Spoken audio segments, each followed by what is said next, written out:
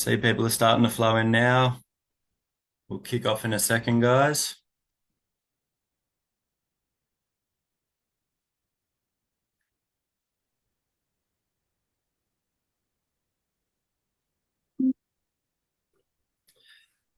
All right. Hello, everyone, and thanks for joining us today. My name's Jack Campbell. I'm the APAC editor at HRD and pleased to be hosting today's webinar in partnership with ADP. The title of today's webinar is Compliance Without Complexity.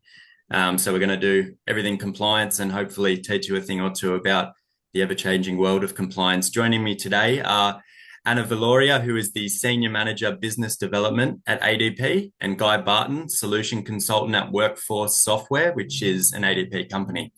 Today's chat is all about keeping compliant in the face of legislative changes, fragmented systems, and changing expectations. At the end of the presentation, Anna and Guy will participate in a Q&A. So if you have any questions, type it in the Q&A box within the webinar, and we'll get to it when we can. So I suppose to kick off things, we're going to be talking about a bit of the background of complexity and what's happening in 2026. So I'd love to throw to you, Anna. Can you give a bit of background on the current landscape of compliance for HR teams in Australia? Look, thanks, Guy, and really glad to be here. So when I look at the compliance landscape in Australia right now, I'd kind of sum it up this way. So the tolerance for error is diminishing and that expectation of evidence are rising. And I feel that we're actually moving into what I call a live compliance. So where you're expected to be right at the point of payment, not months on down the track. And while I see that is a change, it's also an opportunity to strengthen how we support our people in our business. And as you know, there's two key developments behind this. So the first is payday super. So that's coming into effect this July. So super now follows the same rhythm as pay. So meaning that contributions are made with every pay run, not quarterly. So the fundamental change is that it moves us from that quarter end reconciliation into getting it right each cycle. So for employees, it provides that clearer visibility of that payment. So ultimately that builds trust. And with the right governance and that clear day-to-day processes, it becomes that consistent, repeatable part of payroll. And the second part of that development is a series of federal court rulings about annualized salary arrangements.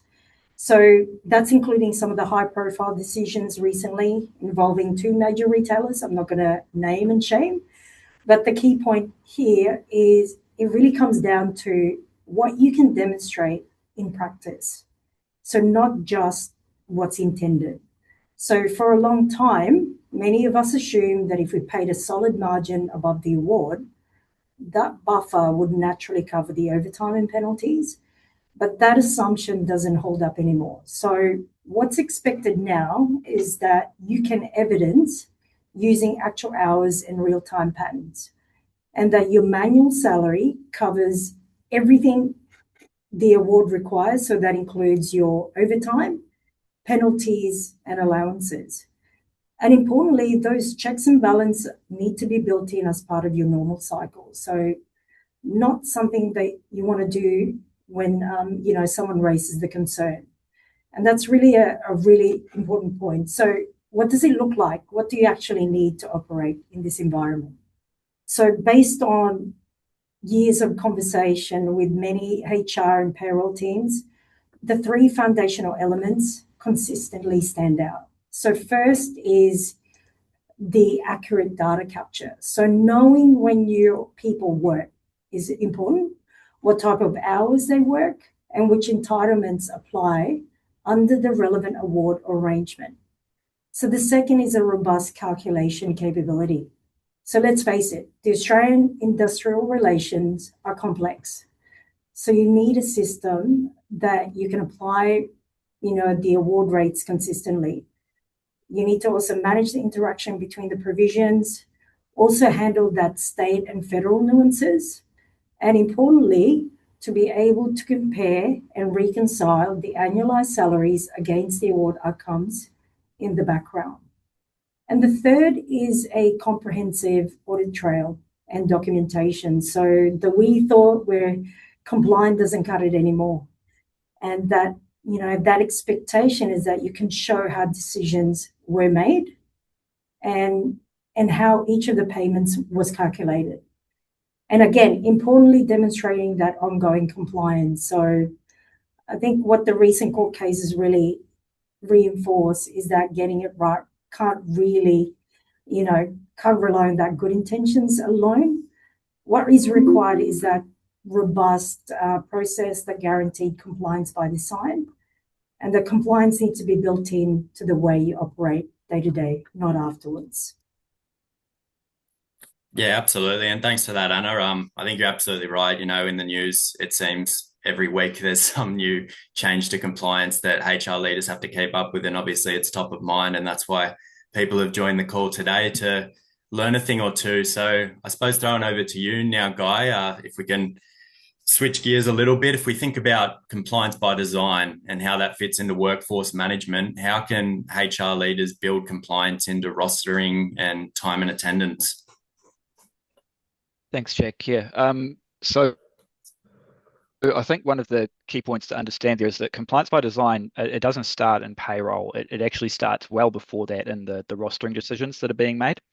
By the time the data reaches payroll, the work's already been done. So you could have a situation where, yes, you are paying people correctly, but the damage is done because you rostered them incorrectly. So you've already created a compliance breach. Essentially, you're just paying accurately for non-compliant work patterns. So when we think about compliance by design, we want to have a workforce management system that is going to prevent those non-compliances up front. And that sounds good, but it's also something that can be reasonably complex to handle because different awards and different EBAs could have different compliance requirements on them. So we need to make sure that we're accounting for that with the systems that we're using. A couple of sort of basic examples that we would see with compliance by design would be things like minimum rest break violations. So, for example, under some awards, you can't roster someone to a shift that starts within 10 hours of the previous shift. Different awards that might be 8 hours. We want to prevent that from happening accidentally by having a good system in place to pick that one up. Another example would be overtime. Overtime can be excessive. And so we need to be careful that when we're building out a roster, we aren't accidentally pushing people up right into overtime, and we need some way to flag that when you're building your roster to make sure that that doesn't happen. And again, with different awards and different EBAs, there could be different rules and different limits about what those sort of maximums are. So you want to be able to pick that up before the roster has even been published out for your employees to work. After that, you've got your time capture. Now, we talked about time capture is becoming much more important now, being able to actually prove the hours that people worked, even in some industries where historically they may not have worried about that. But beyond just capturing the hours worked, we want to make sure that we're reflecting what those hours are. Are they ordinary hours? Are they overtime? Are they weekend hours, public holidays? Are there penalties involved due to the timing of the hours that are being worked? All of these factors that come into awards and EBAs. What about allowances? Are there travel allowances that need to be accounted for? Little trip ups that might come into it. Did someone take their break that they're entitled to due to the length of time they're working? So we need to have all of these details about these hours so that we can then inform payroll and make sure that people are getting paid correctly. Annualized salary is sometimes where people have fallen over a little bit on this. They're assuming that the annualized salary is sufficient to cover all of these overtimes, all of these penalties, all of these allowances that might come into a play under the award. And as we've seen now, the gap between the annualized salary and what someone might get under the award is narrowed in a lot of places, and you're actually at risk of being non-compliant. But you may not see that if you don't have the capacity to actually figure out what someone should be paid under the award. So the calculation requirement on that now starts to come into play in many industries that previously didn't have to worry about it. 2026 coming forward, what are we looking ahead to? Look, the rules change. We've talked about, obviously, we've got the super timing changes, but we've got updates to awards coming through. We're going to see some downstream effect, no doubt, from the Fair Work, the court interpretations that we alluded to earlier. It's very difficult for anyone to stay on top of this using manual systems. So that's a real challenge. Yeah. Thanks. Thanks for that, guys. Some great insight there and definitely a lot to think about. And guys, everyone listening, if you have any questions, make sure you chuck them in the Q&A box and we'll be sure to get to them. I know there's a lot to unpack here, so if you need any clarification on something, we'll get to it at the end. But we're going to throw to a quick poll now just to see how the landscape of everyone who's joined the chat is feeling. So you should have seen the box pop up on your screen. And the question is, what do you feel is the biggest barrier to your organization's ability to stay compliant? So we'll just give everyone a bit of time to answer that one.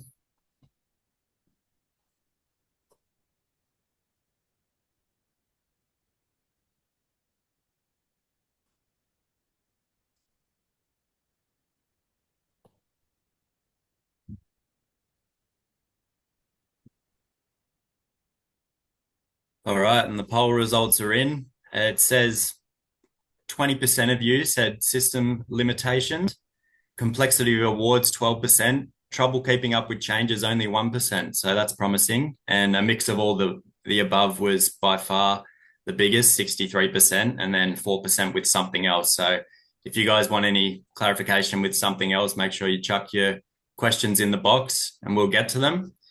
But for now, we'll move on to the next section. And, as we can see from the results of the poll, there's mixed factors causing businesses to struggle. So, Guy, with this in mind, can we look beyond compliance to reposition workforce management to be a strategic asset to the business? Yeah, and it's a very good point because I think historically workforce management and payroll as well, to be honest, have just been seen as essentially a cost center, sort of a necessary evil, administrative only function that you just have to do. We all knew we had to get them right because you've got to, pay people accurately. You've got to be compliant, but didn't necessarily see that they would be driving any business value. More and more we're seeing with sort of forward-thinking organizations that's starting to change. Big reason for that would be that your workforce, one is going to be probably your largest cost in most organizations, but two, it's also your competitive advantage. So looking at how you can actually enhance and leverage that becomes very important and makes the difference to, whether you thrive or whether you just survive. So there's a saying that that I like, and it's that compliance keeps you out of court, which is great, but again, it's not specifically driving further business value. So what we look at with workforce management investment is we're looking for some sort of tangible outcomes that we can get from that. One that immediately comes off the bat is cost optimization of your labor force. So if we think about that, what we're wanting to do is meet our demand with the right labor at the right time, so that we're not essentially wasting labor or using overtime labor to address our demand. So better matching our workforce to the demand patterns of our business needs and of our customers. Results that we sort of see come back from this for clients implementing workforce management solutions. I mean, sometimes we're getting reduced labor costs in the realms of 5%, sometimes all the way up to sort of 10%, whilst maintaining or indeed even improving their service. So that's quite a juicy target to have. Second point that you can get from workforce management and one that's often sort of overlooked until after it's happened, but employee satisfaction can actually go up. So if you have good tools available for your employees where they get good visibility, good engagement with the workforce management through things like their better visibility of their roster, maybe the ability to swap shifts amongst themselves, the ability to pick up additional shifts in the case of sort of part-time or casual staff. Um, these enhancements to the end user experience, the employee experience, can really help better with employee retention through satisfaction, and so it's an ancillary benefit of providing sort of modern tools to your employee, and that will reduce turnover, which, as we know, turnover is a big cost. Turnover costs are thousands per employee in many industries, so nice big target there too. Agility and responsiveness. So being able to see that you've got your demands changing and then react to them sort of in advance. So be more proactive about working to your demand by having a solid solution is really helpful. Can you identify who are your available employees? Can you communicate changes to them, to their schedules or their rosters? Can you adjust your workforce in sort of near real time by moving people around between tasks as appropriate when you need to? That agility can be a real competitive advantage as well. And then moving on from that, just helping with your data-driven decision making. So if you've got a solid platform where you can keep track of all of this data, you've got a massive reporting resource where you can sort of move on from just sort of tracking everything in spreadsheets to using more sophisticated platforms where you've got all this workforce management data to show your patterns, to pick out which of your locations are more efficient, which of the managers maybe need some help optimizing their rosters a little bit better, are there training needs, that sort of thing. So all of these things being within a platform just really helps to look for those sorts of efficiency gains, those competitive advantages that you can get. So that's sort of the shift that we see in more forward-thinking organizations, just moving on from let's get payroll right so we don't get fined, but then moving on to sort of more of a thinking about my workforce management capabilities can be a strategic differentiator for improving margin, growth, competitive advantage. Yeah. Thanks for that, Guy. It's pretty amazing to see how impactful workforce management can be when you break it down like that, how far-reaching it can be through the company. So that's really interesting. I noticed we've got a few late joiners here, so I'll just say to remind them, if you have any questions about anything that's happening, chuck it in the box. But moving on, Anna, we talked about all the impacts it can have, but what about the payroll lens? Can we rethink how payroll is conducted in the same way? Yeah, absolutely. So I do think we can rethink payroll the same way. So to build on Guy's point, workforce management is strategic, not just operational. So payroll has the same opportunity when you use that data properly. So traditionally, it's been seen as compliance and processing, so getting people paid correctly and on time. And that's absolutely remains the foundation, right? But if you take a step back, payroll data is also one of the richest sources of business intelligence in any organization. So when you start looking at it through that lens, 4 areas really stands out. So first is the real-time labor cost. So instead of asking, what did we spend last quarter, you can see what you're spending right now and how you're tracking against your budget. And if a department is 15% over on overtime 3 weeks in, you can have an early conversation before it becomes a bigger issue. And that is really what's managing, that's managing what's happening, not just reporting after the fact. The second is workforce planning. So when you compare actual hours to the rostered hours, pattern shows up really quickly. So you can see which teams consistently goes over roster, where absenteeism is trending, how your casual versus permanent mix is shifting. And that full cost of turnover, when you factor in recruitment, onboarding, and the learning curve, that information you can use to make that better, planning decisions. And the third one is proactive risk identification. So if you've got visibility across your time, pay, and that work patterns, you can really spot anomalies earlier. Things like employee nearing maximum hours entitlements, patterns that suggest an award review is needed, or areas where the gaps between the annualized salaries and the award outcomes is narrowing. That's a critical one. So that gives you a chance to act proactively rather than reactively. And the fourth one is the employee financial well-being. Look, this is an emerging area, becoming more relevant with the cost of living pressures. So that includes financial education and wage access and a clearer visibility of that, entitlements and accruals. So what is it? So earned wage access, in simple terms, gives employee the flexibility to access pay they've already earned when they need it, rather than waiting for the next pay cycle.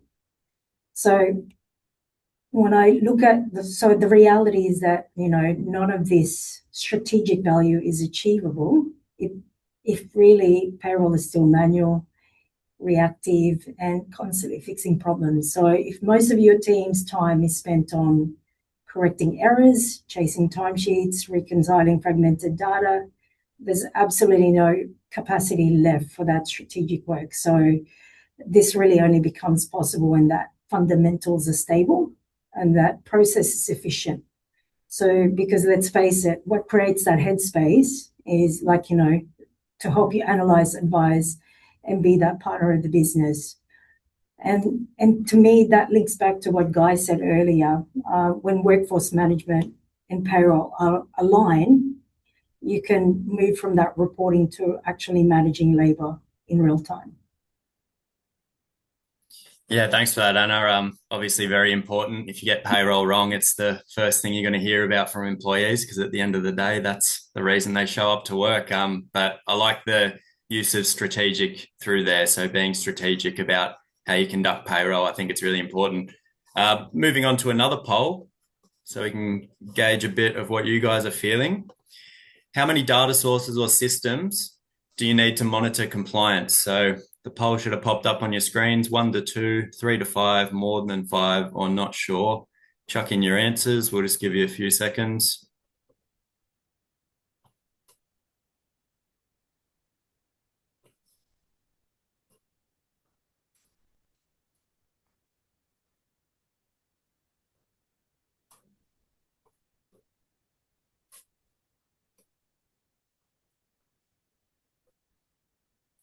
All right, the answers are up. So those who answered 1 to 2 was 25%, a quarter of you. 3 to 5 was, the most common with 45%. So almost half of you.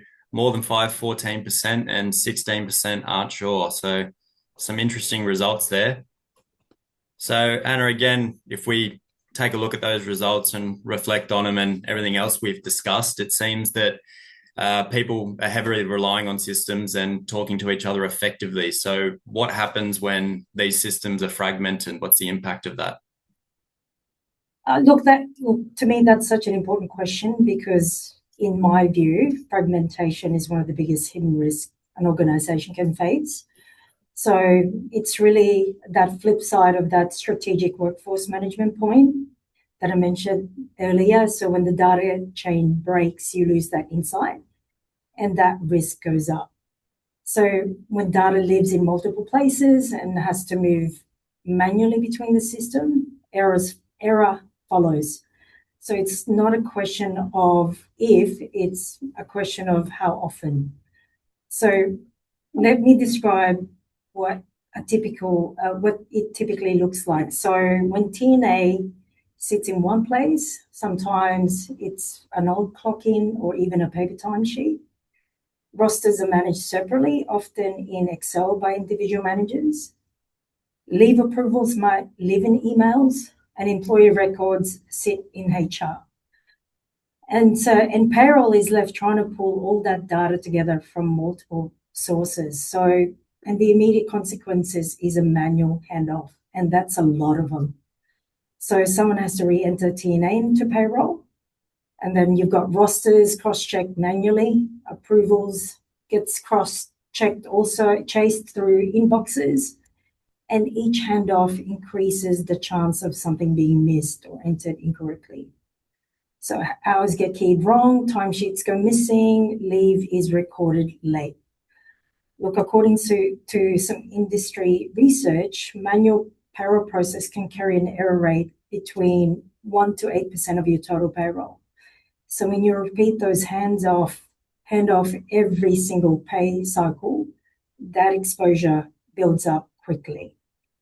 But beyond that, there are three risks that tend to stay hidden until they become really expensive. So the first one is that the time your team spent collecting, validating, fixing scattered data and not spent on higher value work, and when error triggers correction, back pays, and remediation as well. And so those costs accumulate. So especially if issues escalate into fines, court actions, or reputational damage is also seen. The second one is the compliance gap. So without a single view of your employees' full work pattern, it's easy to miss people's approach, maximum threshold or patterns across roles or creating an additional obligation. And that makes that kind of compliance issues highlighted in recent court case decisions more likely to occur. So because annualized salaries aren't being reconciled against the actual work hours, patterns is not consistent in an ongoing way. The third is that blind spot and that backward reporting. So when data is scattered, you lose that visibility and you can't spot the patterns early. So you can't make those data-driven decisions. And you end up looking at your rearview mirror, reporting on last week or last month's, instead of seeing what's happening now and intervening early. But in saying that, it's not all bad news. The good news is that integration changes all of that. So when you have a workforce management and payroll genuinely connects, that time, rosters, and leave flow without manual handoffs, which removes a major source of that error and delay. So you'll get more visibility in real time. You can see the labor cost versus budget, where people are working, which locations they need attention. So, and most importantly, you can identify that kind of compliance consideration early before it becomes kind of like an issue.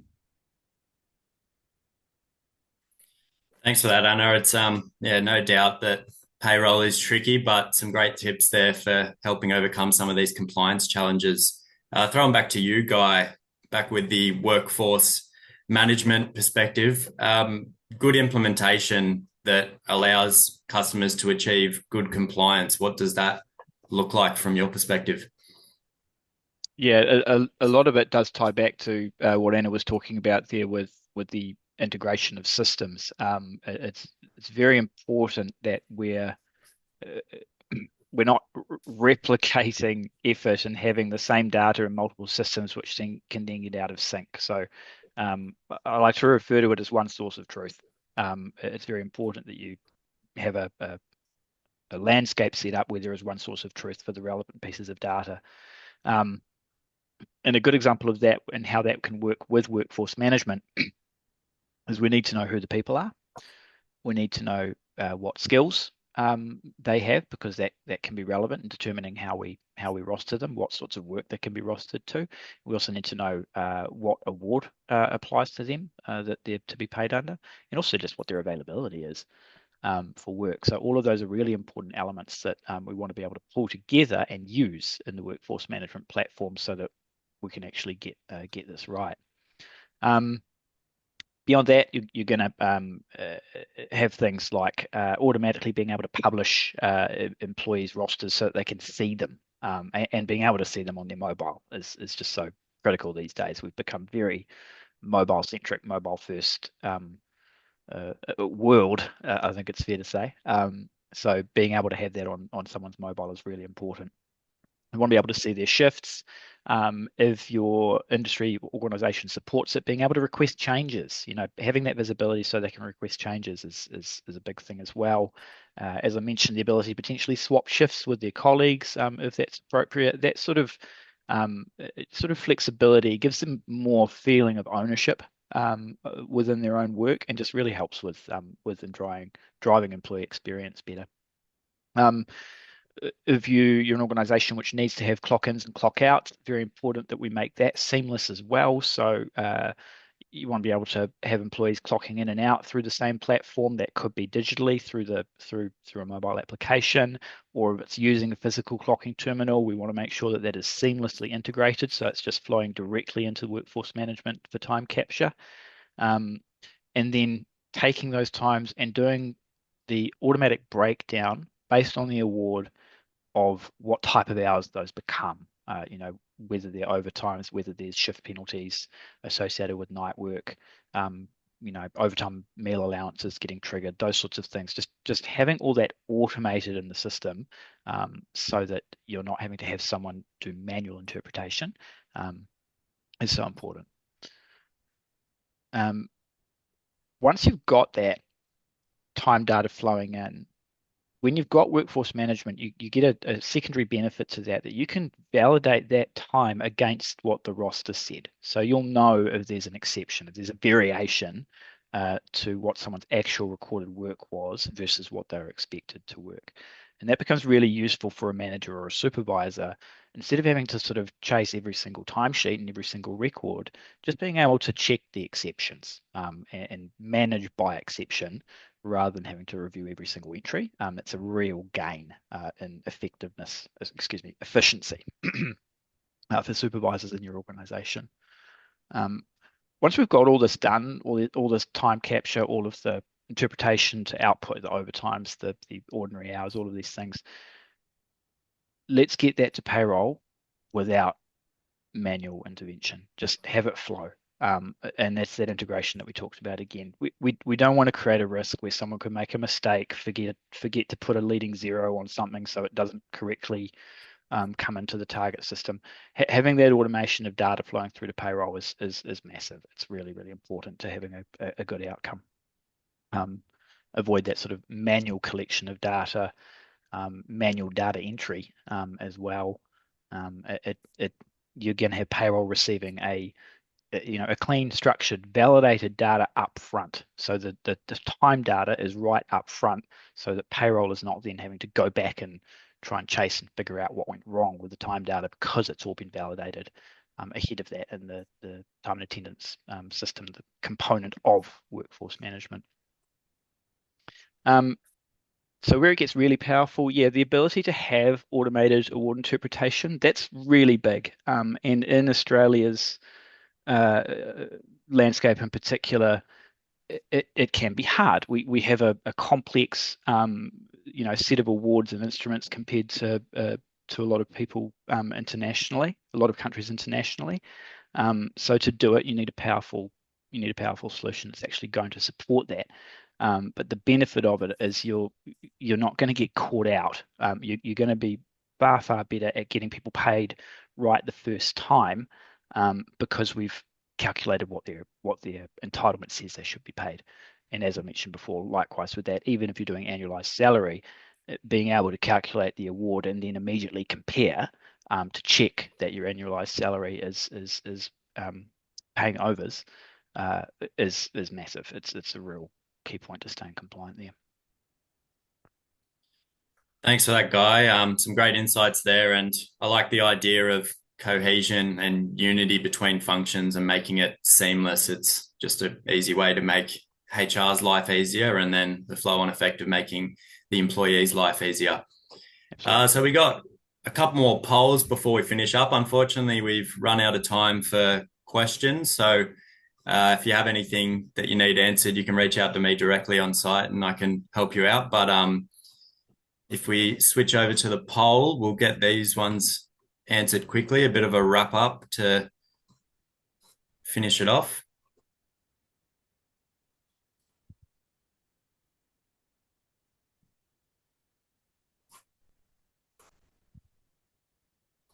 Sorry, guys.